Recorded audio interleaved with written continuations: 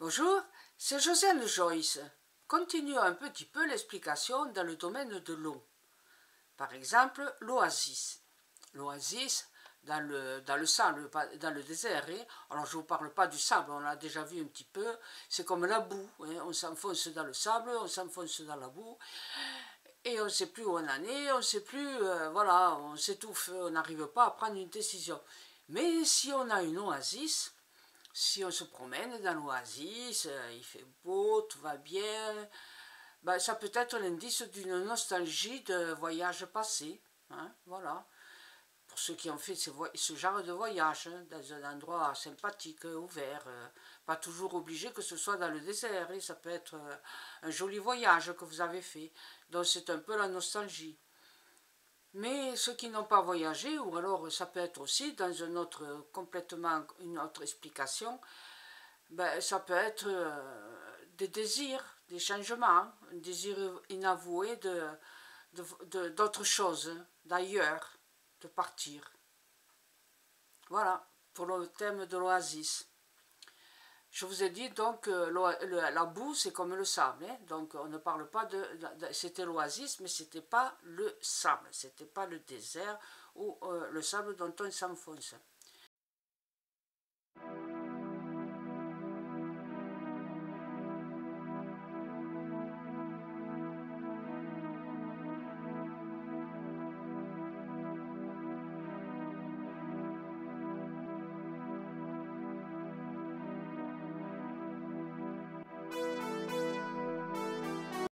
Alors, on est dans le domaine de l'eau encore qui roule là, et de fleuves par exemple, et puis il y a un confluent, c'est-à-dire que le fleuve se sépare en deux, hein, ça existe, hein, les confluents, vous le savez.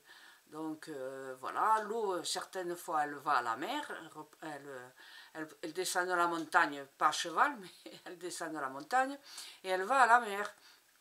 Et vous, vous arrivez, ben, vous savez que vous êtes un confluent. Qu'est-ce qui se passe à un confluent?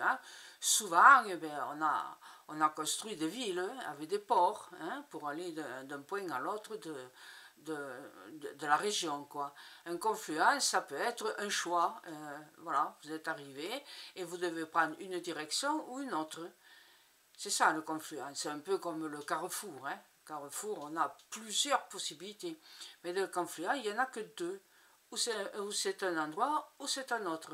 Donc ça sera à vous à choisir. Mais si vous êtes bloqué et que vous n'arrivez pas à choisir, eh ben, c'est ce que vous éprouvez dans la journée. Vous ne savez pas, vous vous posez des questions, vous n'avez pas la réponse. Eh bien, attendez, parfois le subconscient envoie 1 ou 2 jours après la réponse à la question. Il ne faut jamais se précipiter, d'accord? Surtout quand c'est pour la direction de sa vie. Hein. Voilà ce que je voulais vous dire concernant encore le thème de l'eau. Et ah oui, tiens, peut-être, alors je sais pas, je crois que peut-être abordé un petit peu. Parfois, ah oui, dans le lac, j'ai parlé du lac dans une précédente vidéo.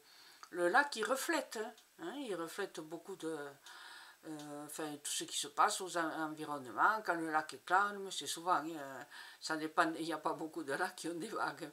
Donc, si vous avez un miroir ou un miroir d'eau, où on peut se voir, on peut se regarder, ben, alors, soit vous êtes trop narcissique et vous passez votre temps à vous regarder dans le miroir, hein, soit vous, ben, il y a vous savez, j'ai mis des vidéos, hein, se voir dans le miroir et se faire une voyance.